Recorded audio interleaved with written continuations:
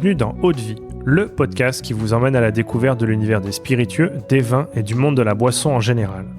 Je m'appelle Louis-Marie et je suis le cofondateur de Speakeasy, un média qui vous emmène explorer les actualités de ces univers passionnants. Dans Haute Vie, on part à la rencontre de celles et ceux qui imaginent ce que nous buvons. On parlera histoire, savoir-faire, terroir, création ou encore passion pour en apprendre plus sur ce qui se trouve au fond de notre verre. Mais avant de vous laisser avec l'épisode du jour, pensez à vous abonner et à laisser une note plus un avis sur Apple Podcast. C'est la meilleure des récompenses pour toutes les heures de travail effectuées chaque semaine. Bonne écoute!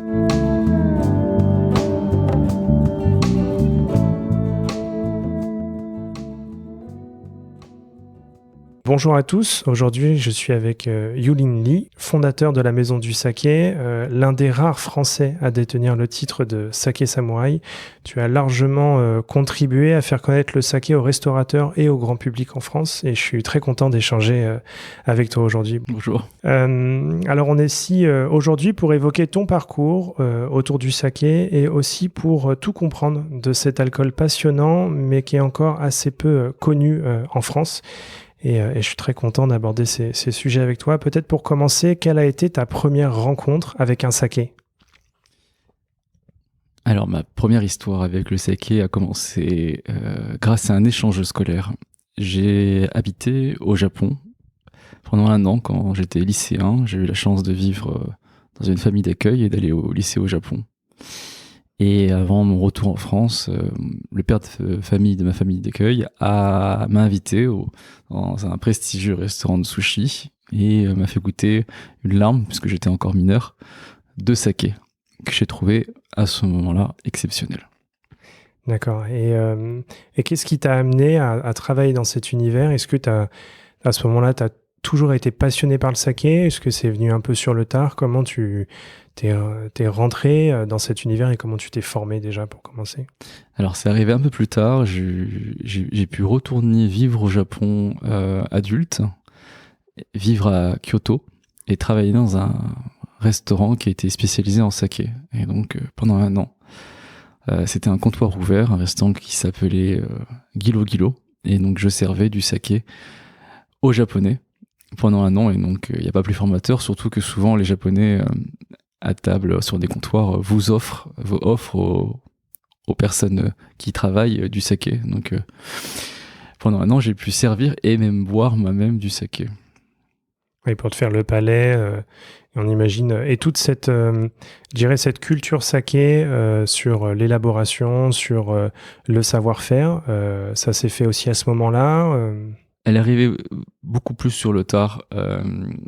J'ai un parcours un peu atypique où j'ai d'abord voulu commencer par ma passion du saké avant de me former sur le saké en lui-même. Donc à mon retour en France, j'ai décidé d'ouvrir un izakaya, un restaurant à tapas japonais. C'était en 2006-2007, sans forcément avoir des connaissances pointues sur ce produit. Mais c'était déjà très précurseur et très nouveau à Paris en France et ensuite en travaillant en tant que responsable et dirigeant de restaurant, j'ai pu me former au fur et à mesure des années où j'ai travaillé dans mon propre restaurant. D'accord. Et cette formation, j'imagine qu'il y a une sorte de concrétisation de celle-ci, puisque tu as le titre de Saké Samouraï. Tu es des rares en France à l'avoir. Est-ce que tu peux nous en dire un peu plus ? Qu'est-ce que ça représente, ce titre, et comment est-ce qu'on arrive à l'avoir ? Alors c'est un titre honorifique, on ne peut pas se présenter pour l'avoir, c'est quelque chose qui est donné par l'association des producteurs de saké. Et par rapport au parcours des gens, donc moi j'avais monté un izakaya spécialisé en saké qui était déjà quelque chose de très nouveau. Puis ensuite, un peu plus tard, j'ai ouvert le restaurant Sola, un restaurant étoilé où on servait du saké. Puis j'ai monté divers événements autour du saké. Et donc je me suis fait remarquer par mes actions. Et donc, les producteurs de saké du Japon m'ont décerné ce titre. D'accord. Peut-être pour rentrer dans le vif du sujet, moi, ce que j'aimerais déjà comprendre, c'est ce qui se cache derrière le mot saké, et que tu nous donnes un peu des clés de compréhension de cet univers. Il y a aussi je trouve un symbole très fort derrière le saké et une image très forte de savoir-faire, de culture et d'artisanat japonais. Est-ce que tu peux nous parler de l'histoire du saké en tant qu'alcool? Alors tout à fait, le saké est très lié à l'histoire du Japon. Il y a deux versions de la création du saké. La première, la plus historique, ce serait potentiellement des spécialistes coréens qui seraient venus à la cour de l'empereur présenter des boissons de riz fermenté. Et l'empereur a beaucoup apprécié et a demandé ensuite de reproduire et d'exceller ce produit. Et donc, pendant des années, le saké était disponible uniquement à la cour ou pour les gens proches de l'empereur. La deuxième version plus poétique, on va dire, c'était le saké est très lié à la religion shintoïste japonaise et les prêtresses japonaises souvent mâchaient la nourriture pour les dieux pour leur éviter de faire des efforts. Et un jour, bien sûr, un moine un peu curieux a décidé de voir le contenant du riz mâché par la prêtresse, et avec la salive de la prêtresse, le riz est devenu saké, et comme ça, le saké est apparu. Laquelle des versions est vraie, je ne sais pas, mais en tout cas, ma préférence va vers une plus que l'autre. Super, ça nous fait une passerelle toute trouvée pour comprendre un peu l'élaboration du saké. Donc c'est un alcool qui est issu de la fermentation de riz.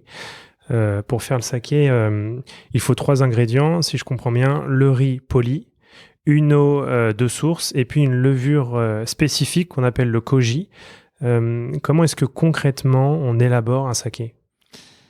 Alors, il faut surtout 2 ingrédients de base qui sont l'eau et le riz. Et ensuite, il faut des transformateurs qui sont les levures et ce qu'on appelle le kojikin, qui est un spore de champignons. Donc, voilà, si on doit être un peu pointilleux, on dirait qu'il y a 4 ingrédients pour faire du saké. On a tout d'abord l'eau qui est un élément très important pour le saké. Ça représente 80% du saké. Les eaux représentent presque 4% du territoire japonais. En France, ça représente 1% du territoire français, ce qui est déjà beaucoup. Mais bon, comme le Japon est un pays avec beaucoup de volcans, forcément ils ont beaucoup d'eau. Une eau qui va être moins dure, plus douce que l'eau française, mais très variée et étalée sur toute la région du Japon. Donc il y a une vraie culture de l'eau, il y a un vrai terroir de l'eau. D'ailleurs, souvent, quand on visite les maisons de saké, elles vous font boire d'abord l'eau qui est utilisée pour faire du saké avant de boire le saké. Donc l'eau était vraiment une donnée importante. Elle peut être par rapport à la volonté du producteur, elle peut influencer de façon très importante ou pas forcément. Donc ça, c'est un choix du producteur. Ensuite, le riz. Donc un peu comme pour le raisin dans le vin, souvent on utilise donc des riz à saké qui sont pas des riz de table, donc ce sont des riz spécifiques au saké, à une des variétés des cépages, si on doit faire des parallèles. Donc il en existe beaucoup, mais on va dire il y a une dizaine, vingtaine majeures qu'on utilise fréquemment pour faire du saké. Le riz à saké va être plus gros que le riz qu'on mange, avec un cœur qu'on appelle le shimpaku en japonais. Donc ce cœur est concentré en amidon, et ensuite autour il va avoir encore un peu d'amidon, des lipides, des graisses, d'autres éléments, et ensuite l'écorce du riz. Donc on va polir le riz pour enlever en tout cas ce qui va être difficile pour faire du saké, donc surtout l'écorce, c'est-à-dire à peu près 9-10% du riz brut, et ensuite après selon les techniques on polit plus ou moins le riz. On n'est pas obligé d'utiliser du riz à saké, on peut utiliser du riz de table pour faire du saké, mais majoritairement on utilise plutôt du riz à saké. D'accord. Et ensuite les deux autres ingrédients, les levures sont très importantes pour faire du saké. Elles peuvent être sélectionnées ou peuvent être ambiantes. En général, elles sont plutôt sélectionnées. Et par rapport, encore une fois, à la volonté du producteur, enfin plutôt du maître à saké, qu'on appelle toji, elles vont avoir plus ou moins d'importance. Et pour finir, le kojikin, qui est un spore de champignon, qui va transformer une partie du riz en sucre. Voilà, 4 ingrédients: eau, riz, levure et champignons. D'accord. Et c'est une boisson fermentée, c'est bien ça? C'est un peu comme je dirais le vin ou la bière. On met en fermentation ce riz qui a été transformé et sur lequel il y a un certain nombre de spores, c'est bien ça? Exactement, c'est une boisson de fermentation qui est bien dit, c'est-à-dire proche du vin dans certains aspects, mais c'est une céréale, donc c'est pas un fruit, donc aussi proche de la bière et sur d'autres aspects. Le riz donc est composé avec un noyau d'amidon. Cet amidon on va le transformer grâce aux champignons en sucre, et le sucre va avec les levures se transformer en alcool. Ok. Et qu'est-ce qui apporte la palette aromatique au saké? J'imagine que ça dépend de la variété de riz, mais est-ce que ça dépend aussi des levures ou du degré de polissage du grain? Donc ce sont bien ces 4 éléments, et c'est bien cette alchimie des 4 éléments qui vont donner la nature du saké. Un élément un peu déterminant va être l'utilisation des levures. Est-ce qu'on utilise des levures sages, c'est-à-dire des levures qui vont plutôt avoir un rôle de transformation du sucre en alcool, et donc qui va laisser exprimer les ingrédients qui sont l'eau ou le riz, ou bien des levures qui vont plutôt s'exprimer et qui vont justement, avec l'alchimie de la fermentation, donner des notes plus florales, fruitées au saké. Donc, par rapport encore au choix du toji, le saké va plutôt avoir une dominante céréalière ou aqueuse, ou encore fruitée ou florale. D'accord. Est-ce qu'il y a une trame aromatique, je dirais, qui est commune à tous les types de saké, ou est-ce qu'effectivement il y a ces trois, je dirais, chemins possibles? Comment est-ce que ça se passe? C'est vrai que dans le vin, il y a quand même je dirais, une trame aromatique qui est un peu un fil conducteur, que ce soit alors sur le vin blanc ou sur le vin rouge, mais avec après un nombre de possibilités assez importantes. Est-ce que c'est la même chose sur le saké, ou je dirais qu'il y a autant de profils aromatiques que de saké?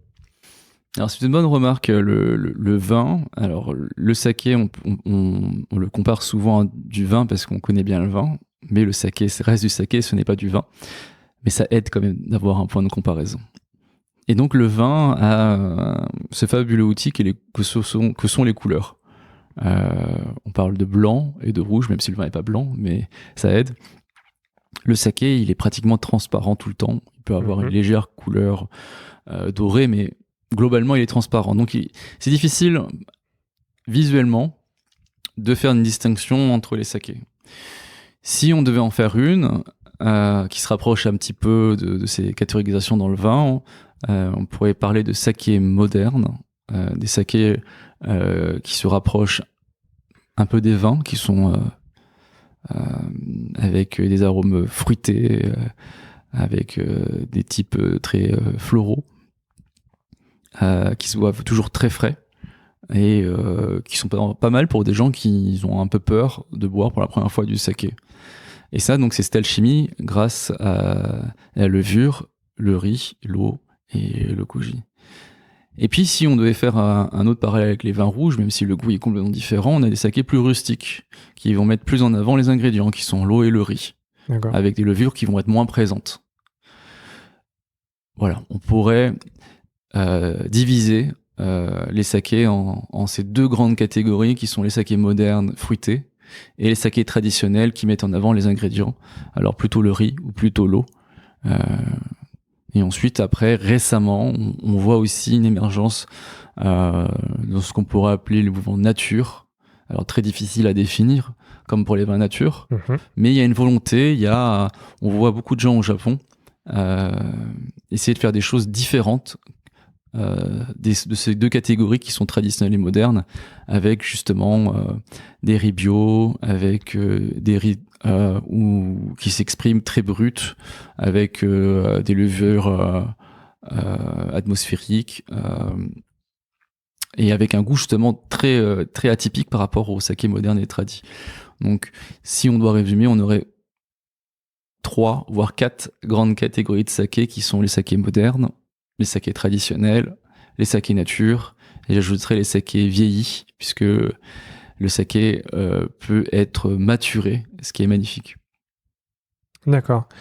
Parce qu'effectivement, j'avais une autre question sur cette partie-là. C'est vrai que on imagine souvent et on voit des sakés transparents, donc on se dit qu'ils sont non vieillis. Donc ça veut dire qu'un saké, une fois qu'il est produit, il peut être embouteillé immédiatement ou alors mis à vieillir. Et dans ce cas-là, dans quel type de contenant? Est-ce que c'est des contenants, on imagine des fûts, ou est-ce que c'est des contenants inertes? Et est-ce que le saké, une fois qu'il est embouteillé, est-ce qu'il va évoluer comme un vin ou est-ce qu'il va rester, je dirais, à l'identique comme un spiritueux?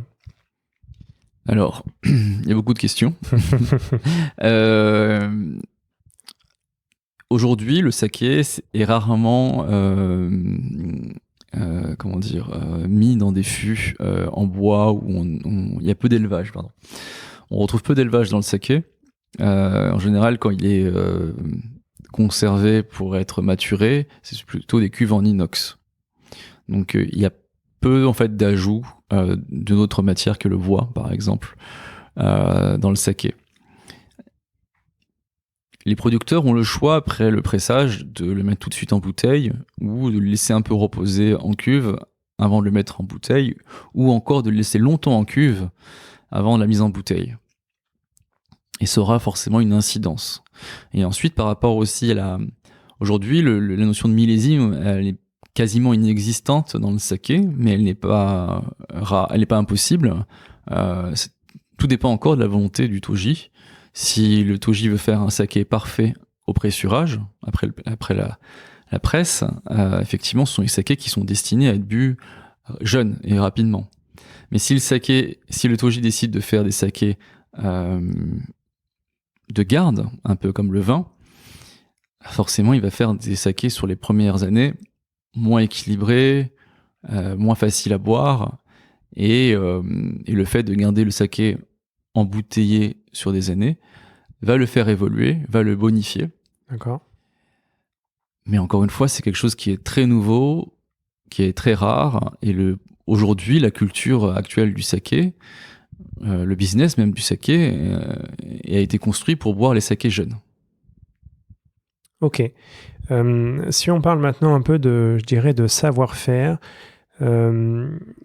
quand le saké il est élaboré, est-ce que on a encore majoritairement un travail qui est artisanal, ou est-ce que de plus en plus on s'aide de la technologie pour je dirais plus facilement peut-être stabiliser ou élaborer ou faciliter la fermentation d'un saké?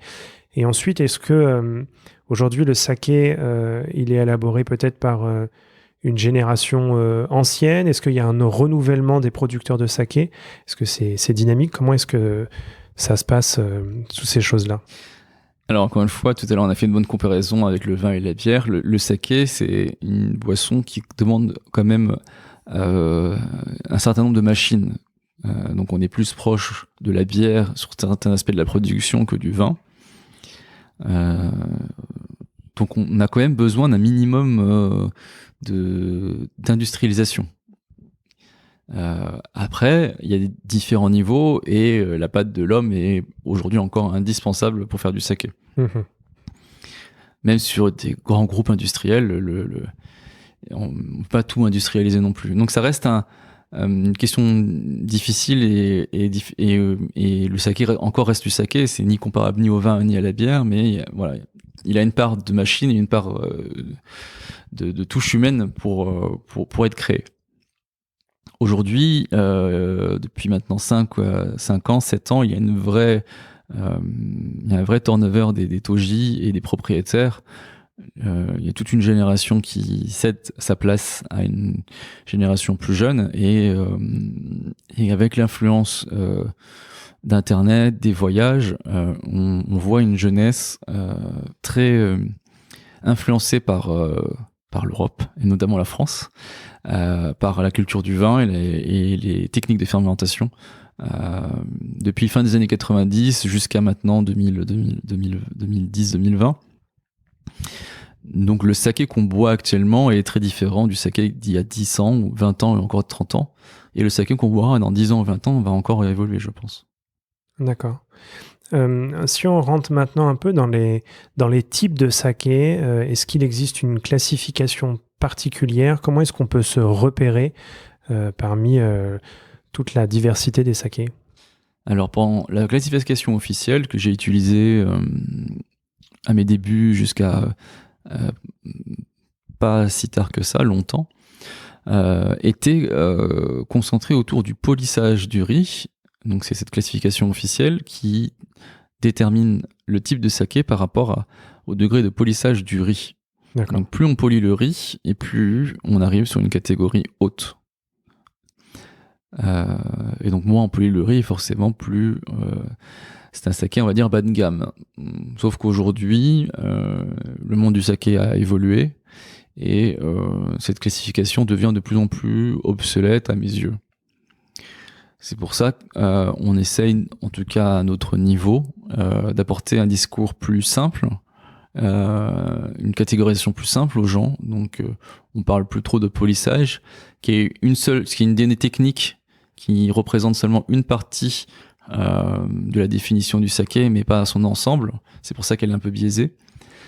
Et donc, tout à l'heure, je l'ai un peu abordé, on différencie les catégories, les sakés, entre les sakés modernes qui se boivent dans des verres à vin, qui sont très comparables au vin, même si c'est différent, mais on a quand même des repères. Ils sont frais, ils sont fruités, on les boit frais dans des verres à vin. Certains peuvent être millésimés, d'autres doivent être plus dans leur jeunesse, mais il y a toujours cette notion de fraîcheur. On pourrait vraiment l'associer au vin blanc. Puis, pour moi, les sakés traditionnels, où là, il faut oublier complètement la notion du vin. Et là, on va vraiment rechercher un peu la culture japonaise, avec ou bien quelque chose de très discret, ou bien quelque chose de très céréalier. On peut aller chercher des températures ambiantes, un peu à la manière d'un vin rouge, ou même chaudes. On peut même chauffer le saké, en tout cas ceux qui sont céréaliers. Voilà, c'est la deuxième très grande catégorie. Et ensuite, tout à l'heure j'en ai parlé, les natures et les vieillis. Donc à mes yeux, pour quelqu'un qui ne connaît pas le saké, même pour quelqu'un qui connaît le saké, pour les sommeliers, on les aide aussi sur ce niveau-là. On parle souvent de nous de 4 catégories de goût qui sont modernes, tradis, nature et vieillis. D'accord. Et est-ce qu'il existe quelque chose, je dirais, d'assimilable à une AOC ou à une indication sur l'étiquette qui peut aussi nous aider? Alors, beaucoup de sakés aujourd'hui populaires au Japon, en France, sont ce qu'on appelle des junmai, c'est-à-dire il n'y a que du riz, de l'eau et les levures et le koji qu'on utilise. Au Japon, on est autorisé aussi à rajouter de l'alcool de distillation au saké. Tous les sakés avec de l'alcool de distillation sont pas mauvais, mais une grande partie quand même des sakés industriels et pas chers sont faits à partir d'alcool de fermentation plus de l'alcool de distillation et de l'eau. Et souvent, ces alcools, même au Japon, ont donné une mauvaise image au saké. Et on qualifiait le saké d'un alcool qui donnait mal au crâne. Justement à cause de ces mauvais alcools, en plus de l'alcool de distillation rajouté. Donc aujourd'hui, voilà, pour simplifier, encore une fois pour simplifier, s'il y a un type de saké ou une indication à prendre pour choisir un saké, si par exemple les gens vont au Japon, ils ne savent pas quoi prendre, le mot junmai, qui veut dire pur saké, peut aider les gens à ne pas acheter un mauvais saké. Hein. Même si tous les noms de junmai sont pas mauvais, c'est un bon guide pour pas se tromper. Donc ça, c'est déjà un premier repère, les junmai. Ok. Si maintenant on rentre, je dirais, un peu plus dans la consommation du saké, et notamment en France, comment est-ce qu'on consomme un saké? Est-ce que c'est au moment du repas? Est-ce que c'est plutôt en apéritif? J'imagine que ça dépend aussi du saké et de ce qu'on a envie d'en faire. Il doit y avoir certains sakés, j'ai vu qu'il y avait des sakés pétillants qui peut-être correspondraient plus à l'apéritif. Aujourd'hui, comment est-ce que tu proposes de consommer du saké et comment, encore une fois, moi, en allant par exemple à la maison du saké, je peux trouver un saké qui me corresponde pour un moment de dégustation en particulier? Alors ça dépend du saké, ça dépend aussi des plats, mais ça dépend aussi des gens. Qu'est-ce que les gens recherchent? Tout le monde n'a pas forcément le même palais, et tout le monde n'a pas forcément les mêmes attentes. Mais si on doit simplifier, encore une fois, on est dans la simplification, je dirais que les sakés modernes sont plutôt des sakés en apéritif, en début de repas ou en apéro. Et les sakés traditionnels marchent peut-être un peu plus avec des plats plus consistants, comme les légumes, comme les plats en sauce, les champignons. Les sakés nature sont ont encore plus de caractère, donc là ils vont peut-être même aller avec certaines viandes comme de la volaille, comme du fromage, donc plus au milieu du repas. Et les sakés vieillis qui sont très très marqués, du coup ils vont très très bien justement avec des plats de viande, avec des sauces très puissantes. Donc pour chaque plat on aura un saké. Et plus on descend dans les catégories, plus on va avoir des choses expressives. Voilà, moderne vraiment pour le début, et puis après on continue sur les traditionnels riz, traditionnels eau, nature et vieilli. D'accord. Et pour chacun de ces sakés et de ces moments de dégustation, j'ai besoin aussi d'une température adaptée ou globalement en France, les sakés qu'on va déguster, ils vont être plutôt dégustés à température ambiante ou légèrement frais. Comment est-ce que je peux me repérer aussi là-dessus? Alors les modernes doivent être bu frais, voire très frais. Au Japon, ils les boivent frappés. D'accord. Mais c'est aussi lié un peu au climat et à leurs habitudes. Nous, en France, on préfère quand c'est frais, donc à la manière d'un vin blanc. Les sakés traditionnels type riz, qui sont céréaliers, eux, il vaut mieux les boire à température ambiante, à température d'un vin rouge, car en les buvant trop froid, on va plus faire ressortir les alcools et l'amertume et moins la céréale. Un peu comme les vins rouges, je pense qu'un vin rouge trop frais, on perd un petit peu du goût du vin rouge. Voilà, pour les tradiris, même si, encore une fois, c'est pour simplifier, on conseille plutôt de les boire à température ambiante. Et pour les sakés nature, ça reste assez libre entre tempéré et frais. Et pour les sakés vieillis, plutôt à température ambiante. Donc voilà, pour chaque catégorie, on a vraiment une température, mais ça reste que des clés. Et j'incite les gens à faire les tests eux-mêmes. Après, il n'y a pas non plus de recette miracle. D'accord. Et sur la conservation d'un saké, une fois que la bouteille est ouverte, est-ce que je peux le conserver plusieurs jours? Est-ce que ça doit être, je dirais, bu sur le repas? Comment est-ce qu'un saké se conserve? Alors, le discours officiel, c'est le saké doit être bu dans l'année. D'accord. Aujourd'hui, nous, par rapport à... Ça fait maintenant plus de 10 ans qu'on travaille le saké. Voici nos recommandations. Pour les sakés modernes, une fois ouverts, c'est 3 semaines. Ok. Sauf pour certaines cuvées qui doivent être bues vraiment dans leur jeunesse, c'est-à-dire dans les 3 jours. Mais ça, en général, le producteur l'indique. Donc 3 jours pour les plus fragiles, 3 semaines pour les plus robustes, 3 mois pour les millésimés, pour les sakés modernes. Pour les sakés traditionnels, une fois ouvertes, 3 mois, il n'y a aucun souci. Et pour les sakés nature, c'est nature, donc les gens font ce qu'ils veulent avec.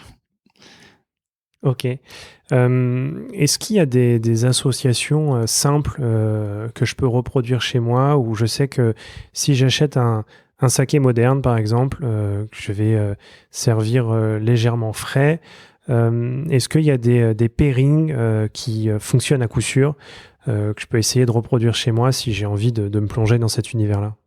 Alors, il y a 2 pairings en France qui sont très simples à faire. Le premier, c'est le fromage. Le fromage marche très bien avec le saké. Ensuite, après, quel fromage sur quel saké, ça faut tester, mais c'est rare qu'on se trompe, ou en tout cas, on reconnaît tout de suite. C'est des associations qui sont assez simples à faire. Et ensuite, les légumes marchent très bien avec les sakés, que ce soit des sakés modernes ou des sakés tradis. C'est des associations qui sont, je dirais, même plus naturelles que le vin. Avec les légumes, le saké fonctionne très très bien avec. Ok. Là, on est aujourd'hui à la Maison du Saké. Si tu devais nous conseiller 3 références de saké pour entrer dans cet univers, qu'est-ce que tu nous conseillerais? Alors, on va reprendre les catégories, c'est le plus simple. Dans les modernes, donc le saké qu'on trouve le plus accessible pour nous, c'est la maison Takeno qui se trouve à Kyoto. Donc, ce sont des sakés modernes, et ce qui est vraiment intéressant, ce sont les sakés. Tout à l'heure, on parlait qu'il y avait très peu de sakés qui pouvaient se garder ou se millisimer. Takeno fait partie de ces sakés, donc c'est très pratique pour des gens qui ont un peu peur de commencer le saké. Ils peuvent acheter une bouteille, la boire dans 1 an ou dans 3 ans, il n'y aura pas de souci. Ils peuvent ouvrir la bouteille et boire une partie cette semaine, une autre partie dans 3 semaines. Il n'y aura aucun souci. Et puis surtout au niveau du goût, on sera bien équilibré, ce sera ni trop sucré, ni trop sec. Voilà. Et surtout, ils ont une gamme de sakés très large. On commence avec des prix à moins de 30 € jusqu'à... Après, on monte à 40, 50. Les grandes cuvées vont jusqu'à 200, 300 €. Et donc, ça permet vraiment d'affiner, je pense, ses goûts pour les sakés modernes. Donc, Takeno, c'est vraiment une super maison pour débuter le saké. Ensuite, après, on a les sakés pétillants. Ça, c'est très bien pour commencer le saké. On a Masumi qui fait un super sparkling qui, nous, au restaurant, il plaît énormément. Et pareil, les bulles, c'est un chemin facile pour appréhender une boisson, notamment le saké. Donc Masumi Sparkling, c'est vraiment un grand succès à la Maison du Saké, même en dehors. Et un troisième serait Izumibashi. Le nom est un peu long, mais on le reconnaît à l'étiquette. C'est une libellule noire. Donc c'est une maison de saké qui produit lui-même son riz, ce qui est assez rare. Et surtout, ce sont des riz bio. Donc depuis qu'il a passé en culture raisonnée bio ses riz, les libellules sont revenues dans ses champs. Et donc c'est un peu le symbole de champs sains. Donc ça s'appelle Izumibashi, mais on le reconnaît surtout avec cette libellule noire sur le logo. Et ce sont des sakés qui sont céréaliers et sont très très intéressants avec le repas. Super, bah écoute, merci, très intéressant. On arrive à la fin de cet entretien, j'ai encore 3 questions. La première, on observe quand même depuis quelques années un engouement des Français pour le saké. Comment expliques-tu cela ? Alors, il y a eu plusieurs vagues. Déjà, les voyages au Japon dans les débuts des années 2000 ont été une des premières vagues. Avant, il faut savoir que c'était énormément cher et assez rare pour le commun des mortels d'aller au Japon. Depuis les années 2000, le Japon a ouvert son tourisme. Le coût pour aller au Japon a baissé. Ensuite, ils ont eu plusieurs stops dans l'émancipation de leur tourisme, notamment il y a eu Fukushima, puis il y a eu le Covid. Mais aujourd'hui, il y a une explosion du tourisme. Le Japon est devenu une destination première. Tout le monde a envie de partir et découvrir le Japon.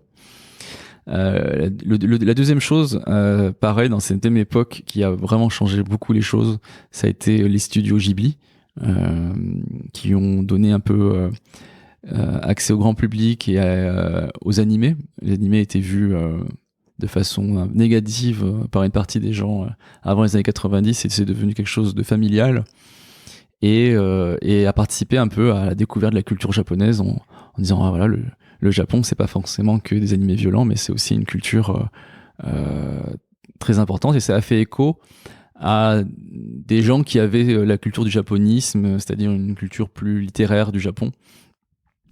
Et donc de fil en aiguille, le saké est apparu dans cette mythologie du Japon. Et la troisième chose, ça a été la restauration. Encore une fois, dans les débuts des années 2000, avec l'explosion des sushis. Avant les années 2000, en France, le poisson cru, c'était pas forcément ce que tout le monde appréciait. Et ça a été une vague incroyable, 2000 à 2010. Ensuite, après les restaurants, les japonais, parce que les premiers sushis n'étaient pas japonais, ou très peu en tout cas, et ensuite les japonais sont arrivés, plutôt avec une cuisine franco-japonaises, voire françaises, avec des chefs japonais, mais des tables gastronomiques ont vu le jour. Et donc le saké est arrivé aussi à ce moment-là, où on associait la gastronomie au saké. D'accord, ouais, très très intéressant. Peut-être alors maintenant 2 questions plus personnelles. La première, quelle a été ta plus grande claque de dégustation sur un saké ? Alors je suis désolé, je vais pas être original, mais Takeno a été une révélation pour moi. C'est grande cuvée, donc il coûte quand même un certain prix, mais m'ont fait vraiment définitivement penser que le saké peut offrir une expérience qui est unique. Vraiment, les sakés premium de Takeno sont vraiment, vraiment incroyables. Et le mot de la fin, qu'est-ce que tu dirais à quelqu'un qui nous écoute et qui hésite à sauter le pas et à se lancer dans cet univers du saké et de sa dégustation ? Qu'est-ce que tu lui dirais ? Alors je pense aujourd'hui, beaucoup de choses sont mises en œuvre pour faire découvrir le saké. Le Japon est populaire et donc forcément les occasions de boire du saké sont nombreuses. L'événement pour moi le plus important cette année, ça va être le Whisky Live avec la scène saké. Donc le Whisky Live à l'origine était plutôt un salon autour des spiritueux. Depuis l'année dernière, c'est devenu une vraie scène saké, je pense une des plus importantes en Europe, avec des producteurs qui se déplacent. Et à ce moment-là, on peut discuter avec les producteurs, goûter les différents types de catégories de saké. Voilà, il suffit juste de payer son billet d'entrée, puis après on peut avoir du saké, on peut goûter tous les sakés et se faire soi-même son idée. Voilà, pour le mot de la fin, je pense pour vraiment comprendre le saké, comme je l'ai fait, il faut boire, il faut déguster, il faut essayer. Et c'est vrai que le salon et le Whisky Live depuis l'année dernière est une occasion unique de pouvoir déguster, échanger et comprendre cet univers. Mais écoute, un grand merci pour cet échange. On a appris beaucoup de choses, ça nous donne aussi beaucoup de clés de compréhension, et puis c'est vrai que maintenant il faut se jeter, on va dire, dans l'arène et commencer à déguster. Un grand merci. Et puis pour les auditeurs d'Eau de Vie, je vous dis à la semaine prochaine avec un nouvel épisode. Merci à toi.